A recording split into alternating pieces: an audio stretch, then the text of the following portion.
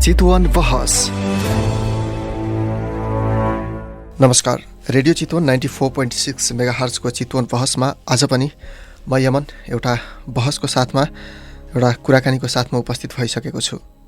चितवन बहस तपाईले हरेक दिन बिहान 6:30 बजे सुन्न सक्नुहुनेछ र त्यस्तै गरी बेलुका 6:30 बजे पुनः प्रसारण पनि सुन्न सक्नुहुनेछ र युट्युबमा तपाईले हामीलाई रेडियो चितवन सर्च गरेर पनि सुन्न सक्नुहुनेछ र त्यस्तै गरी www.radiochitwan.com.np मा लगइन गरेर पनि तपाईले हामीलाई जहाँ कहीँबाट सुन्न सक्नुहुनेछ।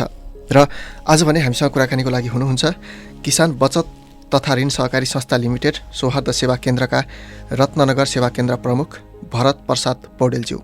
उहाँलाई म यति बेला कार्यक्रममा स्वागत गर्न चाहन्छु। सर, हजुरलाई कार्यक्रममा स्वागत छ। धन्यवाद सर। सन्चै हुनुहुन्छ सर? एकदम। अचेल केमा व्यस्त सर, के गर्दै हुनुहुन्छ? दैनिक कार्यव्यस्तता संस्थाको समग्र गतिविधिमै तल्लिन्छु। किसान बचत तथा ऋण सहकारी संस्था लिमिटेड ठ्याक्कै कहाँनिर छ सर?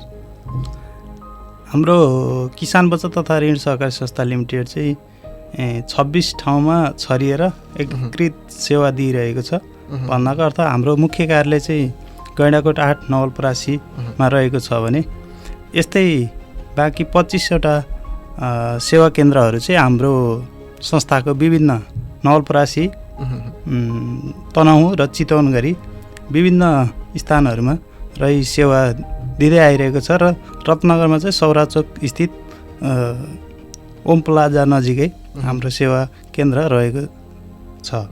25वटा सेवा केन्द्र भनेपछि 25 शाखा भए? 26वटा। 26वटा। हजुर। स्थापना कहिले भएको थियो सर?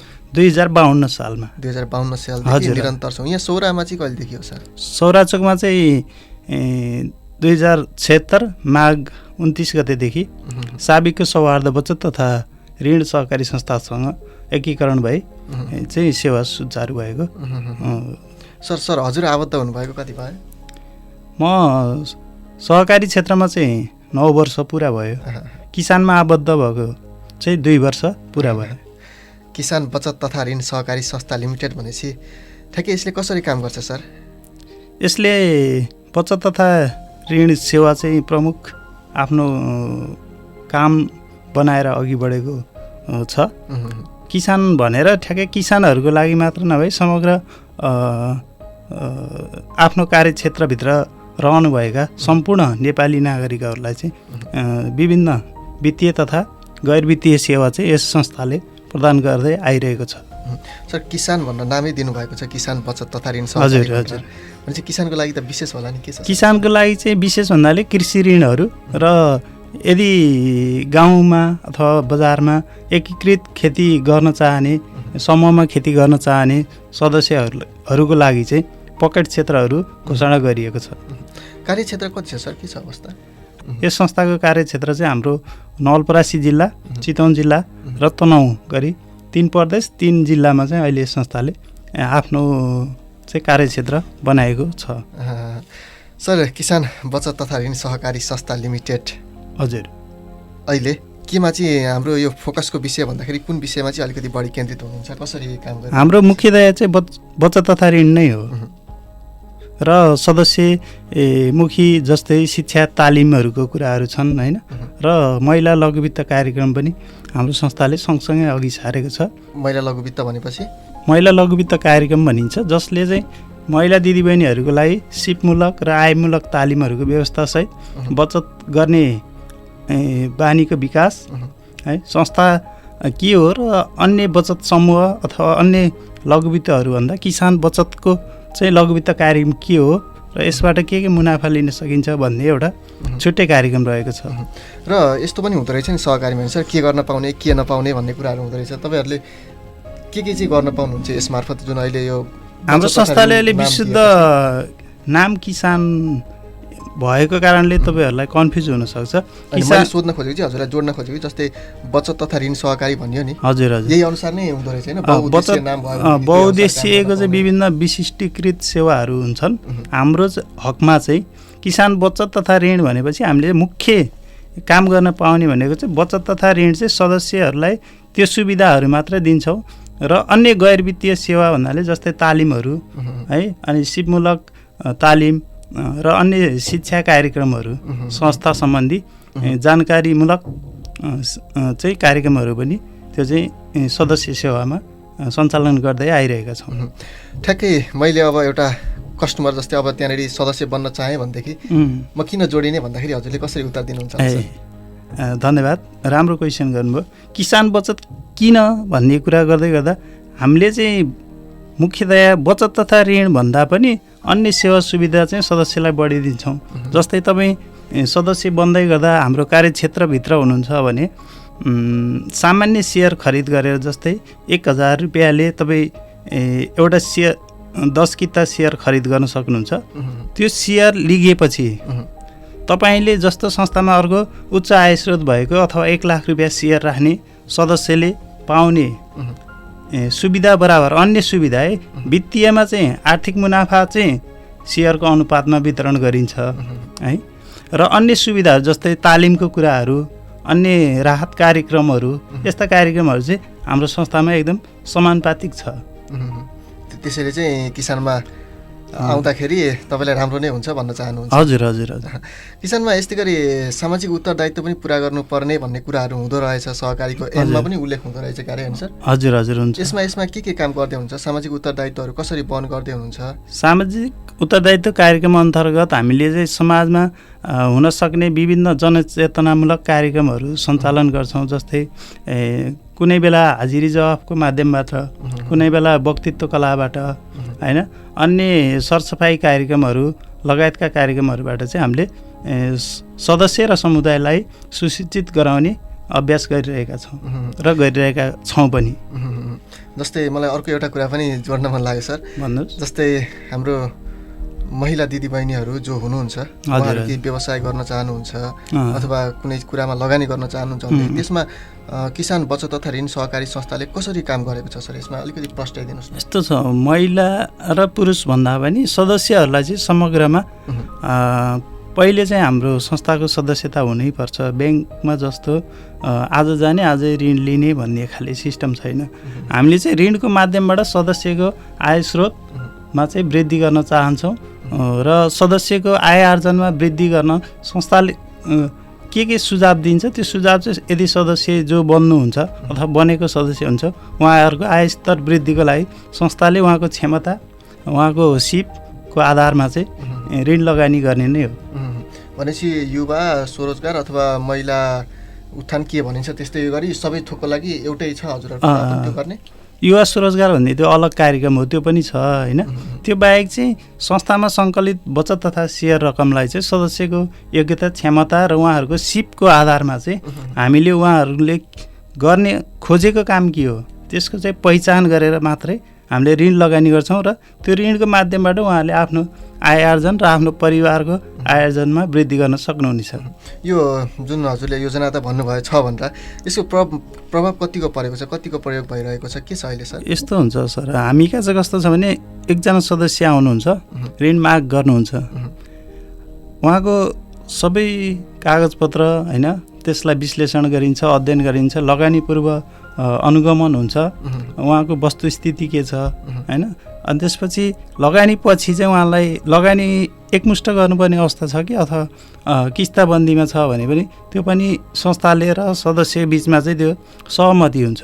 यदि एक किस्ता लगाएर उहाँले सामान्य काम सुरु गर्नुहुन्छ अनि काम गरिएको देखियो भने मात्रै उहाँले स्वीकृत भएको ऋण त्यसरी क्रमबद्ध रूपमा लिन सक्नुहुन्छ। यदि कसैले चाहिँ ढाँडछाड गर्ने होइन त्यो हिसाबमा चाहिँ उहाँहरूले त्यसरी चाहिँ एकमुष्ट किस्ता लगाएर संस्थाको पैसा चाहिँ चलाउँछु भनेर ठुलो परियोजना ल्याउँदैमा त्यो चाहिँ पाइन्छ भन्ने चाहिँ हामी कहाँ छैन। सर यो धितोको कुरा पनि मलाई जोड्न मन लाग्यो। जस्तै यो बिना धितो ऋण दिने भनिँदो रहेछ, धितो राखेर पनि हुँदो रहेछ। हजुर, यस्तो चाहिँ कस्तो अवस्थामा चाहिँ बिना धितो गरिन्छ कि यो अवस्था हुन्छ कि के हुन्छ सर? यसमा अलिकति प्रश्न पारिदिएदेखि अहिले रेडियो सुन्दै रहनु भएको सम्पूर्ण श्रोतालाई पनि अलिकति केही सहज हुन्थ्यो होला। यस्तो छ, सहकारीमा दुईवटा बचत तथा ऋणमा चाहिँ बचत तथा ऋण भनेको बचत गर्ने सँगसँगै आवश्यक पर्नेले ऋण पाइने भन्ने कार्यक्रम हो होइन। यसमा चाहिँ हाम्रो अथवा समग्र संस्थामा बचत तथा ऋणमा के हुनुपर्छ भने लगानी गर्ने एउटा नीति हुनुपर्छ। त्यो नीतिको आधारमा रहेर चाहिँ लगानी गर्नुपर्ने हुन्छ। हामी कहाँ चाहिँ ऋण नीति छ होइन। ऋण नीतिमा हामी कहाँ 15-16 प्रकारका ऋणहरू चाहिँ सदस्य सुविधाको लागि संस्थाले परिचालन गरेको छ। त्यो मध्ये जस्तै तपाईँले एउटा शीर्षकमा ऋण माग गर्नुहुन्छ है, त्यो धितोमा दिने कि बिना धितो भन्ने अप्सन चाहिँ संस्थाको आन्तरिक नीतिको आधारमा तय गरिएको हुन्छ सर। कस्तो कस्तो अझै अलिकति म प्रश्न भएन कि जस्तो लाग्यो। संस्थाको नीति त हजुरले भन्नुभयो, हजुर, तर यो कस्तो कस्तो अलिकति केही खोल्न मिल्छ यसमा अझै अलिकति गहिरेर? मिल्छ। जस्तै एकजना सदस्य हुनुहुन्छ, उहाँले सदस्य बनेको हामी कहाँ ऋण लिन चाहिँ संस्थाको नीतिअनुसार 3 महिना अर्थात् 90 दिन पुरा भएको सदस्यले मात्र ऋण लिन पाइने भन्ने सहकारी ऐनमा उल्लेख छ। ऐन अनुसार चाहिँ हाम्रो नीति बनेको हुन्छ। त्यो नीतिले 90 दिन कटेपछि मात्र त्यो सदस्यले ऋण आवेदन पेश गर्न पाइने भन्ने सिस्टम छ। भनेपछि त्यसरी चाहिँ भयो। त्यो छ एउटा। दोस्रो स्टेपमा उहाँले 3 महिनाको अवधिमा नियमित मासिक बचत गर्नुपर्छ भन्ने एउटा प्रावधान हुन्छ। त्यो पालना गर्नुभएको छ कि छैन, त्यो पनि सदस्य ऋण माग गर्न आउँदा हामीले त्यसलाई हेर्छौँ अथवा बिचमा फलोअप भइरहेको हुन्छ। र उहाँले ऋण माग गर्दै गर्दा संस्थाले मागेको आवश्यक कागजातहरू पुरा गर्नुपर्ने हुन्छ। कुन शीर्षकलाई ऋण माग गर्नुभएको छ त्यो शीर्षकको लागि आवश्यक कागजात संस्थाले तोके बमोजिम आउनुपर्ने हुन्छ। त्यो आएपछि मात्र हामी बल्ल निवेदन दर्ता गर्छौँ है। भनेपछि संस्थाले त लगानी गर्ने हो। हजुर, यदि पूर्ण रूपमा विश्वास गर्न सकेन भने त भोलिपल्ट अप्ठ्यारो पनि त पर्न सक्छ। लगानी पूर्व हामी कागजपत्र पहिला अध्ययन गर्छौँ अनि उहाँको स्थलगत अनुगमन गर्छौँ। भनेको मतलब किन त्यसो गर्छौँ भन्दा कतिपय सदस्यले भन्दै गर्नुहुन्छ कि यस्तो झन्झट रहेछ भन्नुहुन्छ कि है। त्यसलाई झन्झट मान्नु भएन। तपाईँ जस्तै अर्को सदस्यको पैसा चाहिँ त्यहाँ बचत सरह अथवा सेयरको रूपमा संस्थामा आएको हुन्छ। त्यो पैसाको चाहिँ पूर्ण सुरक्षा र ग्यारेन्टी चाहिँ किसान बचतले गरेको छ। त्यो हुँदाखेरि लगानीमा चाहिँ कम्प्रोमाइज भन्ने नै हुन्न कि एउटा व्यक्तिले भनेर एउटा पदाधिकारीले भनेर चाहिँ संस्थाले लगानी गर्ने भन्दा नि संस्थाको नीतिअनुसार के कस्ता वस्तुस्थिति र कागजपत्र छन् त्यो अनुसार चाहिँ संस्था अगाडि बढेको छ। यति बेला हामी रेडियो चितवन 94.6 मेगाहर्जको चितवन बहसमा छौँ र आज हामी कुराकानी गरिरहेका छौँ किसान बचत तथा ऋण सहकारी संस्था लिमिटेड सौहार्द सेवा केन्द्रका रत्ननगर सेवा केन्द्र प्रमुख भरत प्रसाद पौडेलज्यूसँग हामी कुराकानीकै क्रममा छौँ। सर, अहिले किसान बचत तथा ऋण सहकारी संस्था लिमिटेड सौहार्द सेवा केन्द्रको ठ्याक्कै अवस्था के छ? कति सदस्यहरूमा चलिरहनु भएको छ? हामी 4000 सदस्यमा छौँ। यो हाम्रो यहाँको मात्रै कुरा भयो कि? यहाँको मात्रै। अवस्था के छ सर? यस्तो छ, हामी विगत 2 वर्ष अगाडि किसान बचतसँग चाहिँ म सौहार्द सेवा केन्द्रको तर्फबाट यहाँ समक्ष केही कुराहरू राख्न चाहन्छु। हामी सौहार्द सेवा बचत हुँदै गर्दा विगत 2 वर्ष अगाडि हामीसँग जम्मा 900 जना सदस्य हुनुहुन्थ्यो र यो 2 वर्षको अवधिमा जब किसानसँग हामी चाहिँ एकीकरण भयौँ, किसान बचत र सौहार्द सेवा केन्द्र जब एकीकरण भएर संयुक्त कारोबार सञ्चालन गर्यो संस्थाले, त्यस पश्चात चाहिँ हामी आजको मितिसम्म आइपुग्दा हामी 4000 सदस्यको नजिकमा पुगिसकेका छौँ। अर्थात् हामीले दिने सेवा चाहिँ यदि उत्कृष्ट थिएन, यदि पूर्ण सुरक्षाको ग्यारेन्टी हुन्थेन सदस्यको पैसाको भने यदि धेरै उपलब्धि हुन्थेन जस्तो मलाई पनि लाग्छ। यो यहाँहरूले पनि बुझ्न सक्नुहुन्छ है। हजुरले अहिले भर्खरै पनि यो छोटो समयमा धेरै राम्रो पनि भयो। 4000 सदस्य लगभग छेउमा पुग्नु लगभग कति सय 2 वर्षको अवधिमा। अनि यो भने एकदमै राम्रो कुरा पनि हो। यति धेरै विश्वास, मेन कुरा त विश्वासै हो नि सर। सदस्यले गर्नुपर्ने विश्वास र विश्वास गरेपछि नै अगाडि बढ्ने। हजुर। यो विश्वास एकदमै बढेको कारण चाहिँ के रहेछ सर? किसान बचत तथा ऋण सहकारी संस्था लिमिटेडलाई यति मन पराउनुको कारण, सदस्यले यति मन पराउनुको कारण चाहिँ के रहेछ भन्दा हजुरले आफूले अनुभव गर्दाखेरि चाहिँ के भन्नु? यस्तो छ, यसमा सदस्य बन्न सहज छ हामी कहाँ। प्रथम जस्तो थोरै पैसामा सदस्य बन्न सकिन्छ। जस्तो तपाईँसँग 1000 रुपियाँ छ भने तपाईँ किसान बचतको सदस्य बन्न पाउनुभयो। 1000 पनि यदि छैन तपाईँसँग, तपाईँको आय स्रोतले चाहिँ 1000 नि तपाईँ पेमेन्ट गर्न सक्नुहुन्न, तपाईँ 100 रुपियाँ सेयर राखेर संस्थामा आफ्नो सदस्यता लिन सक्नुहुन्छ। 100 प्रवेश शुल्क र खाताको 100 रुपियाँ र मासिक बचत 200 गरी करिब 500 रुपियाँले चाहिँ तपाईँ एक दिन खाजा खाने पैसाले चाहिँ हामी किसान बचतको सदस्य बन्न सक्छौँ। त्यो म्यासेज चाहिँ समग्र रत्नगरमा पुगिसकेको छ। त्यो कारणले गर्दा पनि होला संस्थामा रत्नगरवासीहरूले चाहिँ माया गरिदिनु भएको छ र संस्थाले आज यो स्थितिमा आइपुगेको छ। यो सर यो सहकारीहरू अलिकति मानिसहरू डराउने अवस्था पनि थियो अलिकति अगाडि, अहिले चाहिँ बरु अहिले पनि ठिक आएको छ, अहिले पनि अलिकति त्यो अवस्था कायमै छ अझै पनि अलिअलि। यो किन हो सर खास डुब्ने, भाग्ने अथवा त्यो सदस्यको पैसै नउठ्ने, दिन नसक्ने यस्तो अवस्थाहरू पनि आउँदो रहेछ नि सर, यो खास किन आउँछ यस्तो अवस्था? त्यसका विभिन्न कारणहरू हुन्छन् सर, जस्तै सदस्यता दिने प्रक्रिया एउटा है, अनि ऋण दिने प्रक्रिया, त्यसको नीति, बचत सङ्कलन गर्ने तौर तरिका, बचत सङ्कलन गर्दै गर्दाखेरि त्यसको ब्याज दर र लगानी गर्ने प्रक्रियाले चाहिँ संस्था कस्तो अवस्थामा जान्छ भन्ने कुरा चाहिँ त्यहाँबाट त्यसको रिजल्ट आउने हो सर। भनेपछि तपाईँहरू एकदम नीति नियममा हुनुहुन्छ? हामीसँग करिब तपाईँको 35देखि 36वटा हाम्रो नीति, आन्तरिक नीति तथा कार्यविधिहरू छन्। जे काम गर्छौँ, जस्तै हामी बचत सङ्कलन गर्छौँ त्यसको एउटा निर्दिष्ट नीति छ, सेवा केन्द्र सञ्चालन छ हाम्रो 26वटा, त्यसको पनि कार्यविधि छ है। अनि त्यसपछि सञ्चालक समितिको बैठकदेखि विभिन्न उपसमितिको बैठक होइन, यातायात सञ्चालन कार्यविधि, नीति, यस्तै गरेर हामीसँग 35-36वटा चाहिँ नीति तथा कार्यविधिहरू छन्। त्यो नीतिको आधारमा मात्रै संस्था सञ्चालन भएको छ। हाम्रो नीति, विधि र प्रविधि एउटै ढङ्गमा अगाडि बढेको छ। यसैले गर्दा चाहिँ रत्नगरवासीले हामीलाई पूर्ण रूपमा विश्वास गर्नुभएको छ। सर अब एकैछिन हामी प्रविधिको कुरातिर नि जाउँ। ओके, अहिले सहकारीले प्रविधिलाई कतिको प्रयोग गर्नुभएको छ, नयाँ प्रविधिसँग कतिको जोडिनु भएको छ, कसरी काम गर्दै हुनुहुन्छ? प्रविधिमा चाहिँ हाम्रो अहिले मुख्यतया मोबाइल ब्याङ्किङ र SMS ब्याङ्किङ चाहिँ हामीले पूर्ण रूपमा सञ्चालन गरेका छौँ। यसमा चाहिँ मैले कस्तो पाएको छु भने सदस्यहरूलाई कारोबार गर्दै गर्दा अब साक्षर सदस्य प्राय सबैले हामी कहाँ हुनुभएको सदस्य, जस्तै सौहार्द सेवा केन्द्रको हकमा 4000 सदस्यमा चाहिँ यो सेवा केन्द्रमा 1500 जनाले चाहिँ मोबाइल ब्याङ्किङ चलाउनु भएको छ है। हजुर हजुर, जस्तै अरू यस्तै कुराहरूमा प्रविधिसँग जोडिनको लागि, किनभने अहिले त डिजिटलाइज भइसकेको छ लगभग धेरै। त्यसमा चाहिँ हाम्रो सुविधाहरू के छन् भने ब्याङ्क ट्रान्सफर गर्न मिल्छ पैसा, आफ्नो खाता किसान बचतमा भएको पैसा चाहिँ हरेक सेवा केन्द्रका सदस्यले आफ्नो अरू ब्याङ्किङ प्रयोजनको लागि ब्याङ्क खातामा ट्रान्सफर गर्न सक्ने, रिचार्ज सुविधा, खानेपानी, विद्युतहरू है, यी सुविधाहरू चाहिँ लिन सक्नुहुनेछ त्योबाट। अनि QR पे सिस्टम पनि हामी कहाँ छ। अब अलिकति भविष्यको कुरा पनि जोडौँ सर, अब कसरी अगाडि बढ्दै हुनुहुन्छ? त्यही त, भविष्यमा हाम्रो अब अहिले भन्नुभयो तपाईँले डिजिटल सेवाको विषय, यही ATM चाहिँ हामी छिट्टै राख्ने तयारी छौँ भविष्यको लागि। र कारोबार वृद्धि आफ्नो संस्थाको योजना अनुसार चाहिँ संस्थाले जुन रणनीतिक योजना तयार गरेको हुन्छ त्यसको आधारमा चाहिँ हामी अगाडि बढ्दैछौँ। भनेपछि विशेष मेन मुख्य कुरा चाहिँ डिजिटलाइज हुने कुरा नै भयो। डिजिटलाइज हुने कुरा एउटा, र आफ्नो संस्थाको मुख्य भित्री अंश भनेको चाहिँ हाम्रो रणनीतिक योजना हुन्छ। त्यसको आधारमा चाहिँ हामीले हाम्रो योजना र कार्यहरू चाहिँ सम्पादन गर्दै जाने नै हो सर।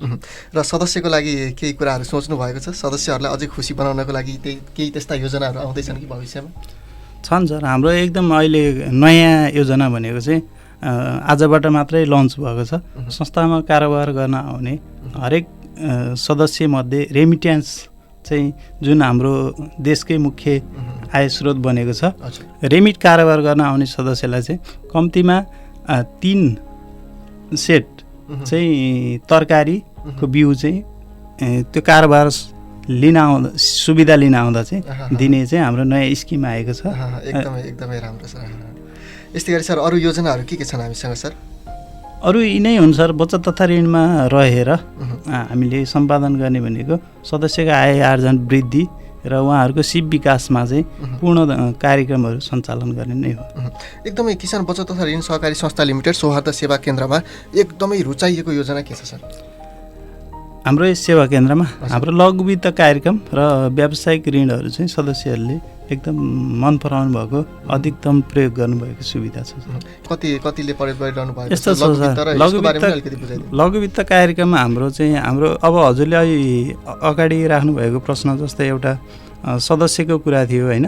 यसमा चाहिँ हामीसँग किसान बचत चाहिँ जब स्थापित भयो 2052 सालमा र गत असारसम्म हाम्रो करिब 60,000 सदस्यबाट अहिले चाहिँ 80,000 सदस्य भनेको यो 6 महिनामा चाहिँ 20,000 सदस्य वृद्धि हुनुभएको छ है।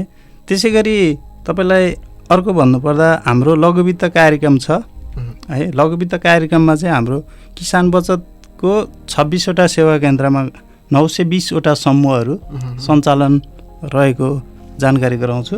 त्यसै गरी हाम्रो संस्था किसान बचतले 52 सालदेखि हालसम्म चाहिँ 25वटा सहकारी चाहिँ एकीकरण गरेर 26वटा सेवा केन्द्र मार्फत सेवा दिइरहेको कुराहरू जानकारी गराउँछु। र लघुवित्त कार्यक्रम कस्तो छ भन्नुहुन्छ भने गाउँ गाउँमा अथवा बजारमा महिला दिदीबहिनीहरूलाई चाहिँ लक्षित गरेर यो कार्यक्रम संस्थाले सञ्चालनमा ल्याएको छ। यसले चाहिँ के हुन्छ भने सदस्य एउटा मासिक बचत बुझाउन कार्यालय धाउनु नपर्ने, संस्थाको कर्मचारी गएर सङ्कलन गर्नुहुन्छ है। ऋण सुविधा माग गर्न पनि कार्यालयसम्म धाउनु नपर्ने, उहाँहरूकै घर घरमा गएर ऋण सुविधा चाहिँ त्यही समूहमा बस्दाखेरि माग गराउने र कार्यालयबाट प्रदान गर्ने छ। त्यो पनि झन्झटिलो भएन, त्यसले गर्दा पनि यो बढी इफेक्टिभ बनेको छ।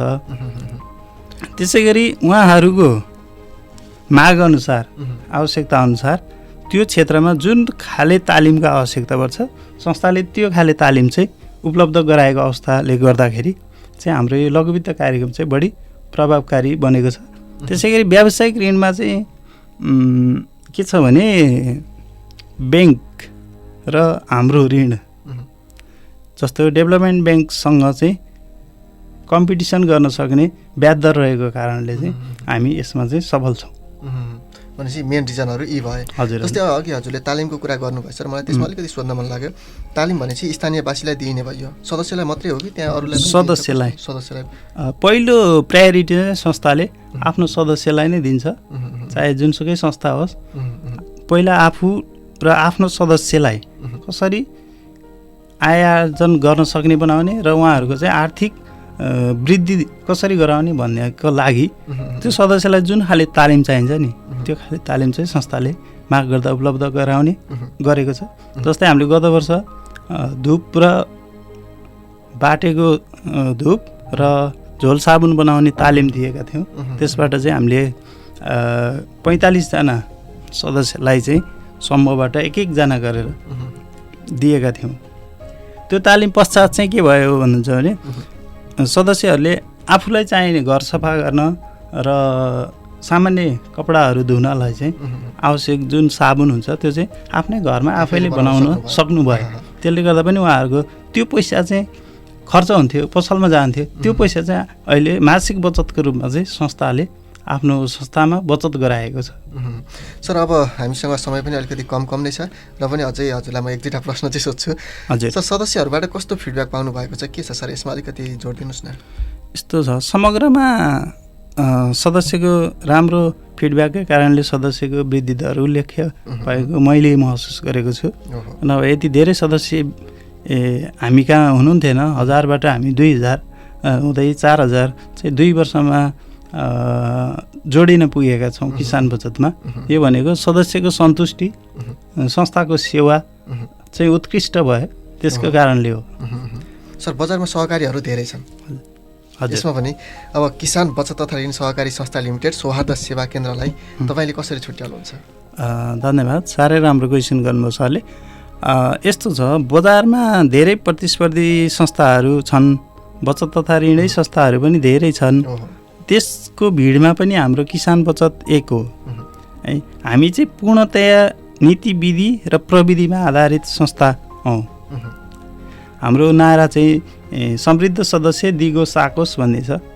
आज क्षणिक कसैलाई माया दिएर क्षणिक चाहिँ सदस्यता प्रदान गर्ने भन्दा पनि हामीले चाहिँ संस्थाको नीतिअनुसारको सामान्य व्यक्तिदेखि भनौँ न जस्तै दैनिक ज्याला मजदुरी गर्नेदेखि उद्योगपतिसम्म किसान बचतमा अटाउन सक्छन्।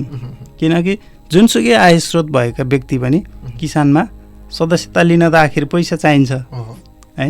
100बाट सदस्यता लिन सकिने संस्था 100 सेयर भएको सदस्यलाई साधारण सभामा निमन्त्रणा गर्ने संस्था भनेको किसान बचत मात्र रहेको छ। त्यसले गर्दा पनि संस्थाको गतिविधि समग्र प्रतिवेदन हरेक सदस्यको हामी घर घरमा पुर्याउँछौँ। त्यसले गर्दा पनि हामी फरक छौँ।